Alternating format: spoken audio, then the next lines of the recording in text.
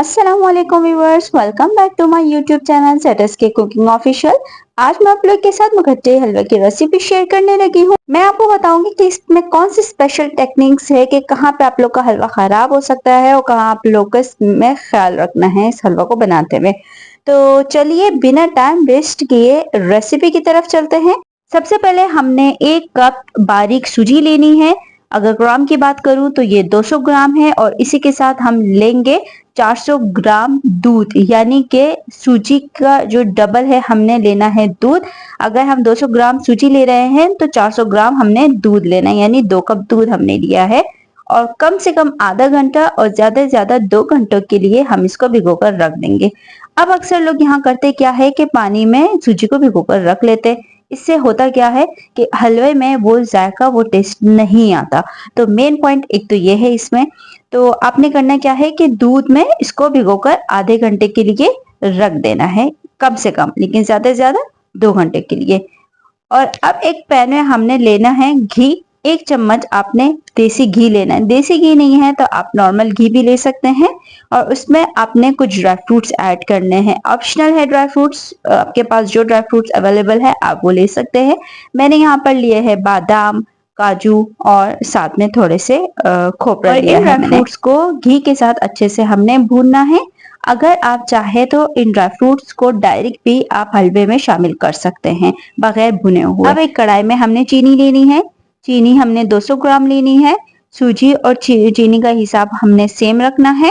और इसी के साथ हमने थोड़ा सा जो है पानी शामिल करना है ताकि ये अच्छे से कैरमलाइज हो जाए। यही मेन पॉइंट है जहाँ हमने ध्यान से काम करना है। अक्सर लोग यहाँ गलती कर बैठते हैं, चीनी का कलर इतना डार्क कर देते हैं, इतना पकाते हैं चीनी को कि उनके हलवा में जो है कड़वापन का टेस्ट आने लगता है।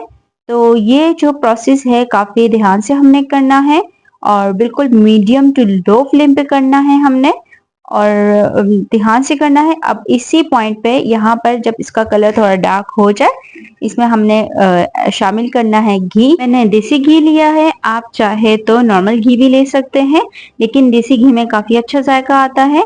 और उसी कप के मेजरमेंट से मैंने देसी घी लिया है, यानी कि 200 ग्राम देसी घी मैंने शामिल किया है। इसको अच्छे से मिक्स करने के बाद इस पॉइंट पर हमने शामिल करना है सूजी। ये प्रोसेस थोड़ा सा हमने ध्यान से करना है। आप देख सकते हैं जैसे ही हमने इसमें सूजी शामिल की है तो ये जो चीनी थी ये हमारे पास थोड़ी सी सख्त हो गई है।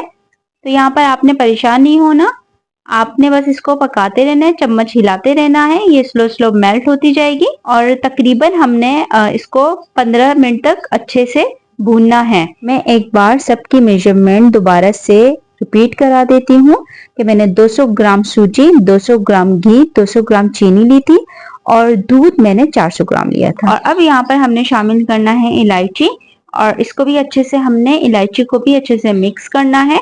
और हलवा जब पक जाए, रेडी हो जाए, तो इसकी पहचान ही यही है कि हलवा जो है वो कढ़ाई से अलग होने लगेगा और सेपरेट हो जाएगा।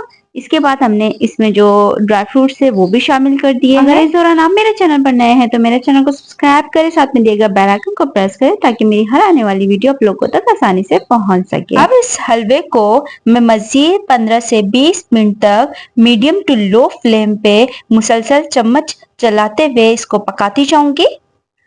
जितना मैं इसको पकाऊंगी उतना ही ये हलवा दानेदार हलवा बनेगा। और ये जो एक्स्ट्रा घी आपको नजर आ रहा है, आप चाहे तो इसको आप सेपरेट कर सकते हैं, मतलब निकाल सकते हैं। और आप देखिए ये दानेदार हलवा बिल्कुल रेडी है। मजेदार सा यमी यमी टेस्टी हलवा एक बार जरूर घर पर ट्राई कीजिएगा इसी रेसिपी से। और उम्मीद करती हूँ कि ये वीडियो आप लोग को अच्छी लगी होगी, तो वीडियो को लाइक करें, दोस्तों के साथ शेयर करें और इंशाल्लाह मिलते हैं एक नई रेसिपी के साथ। तब तक के लिए मेरी तरफ से अल्लाह हाफिज।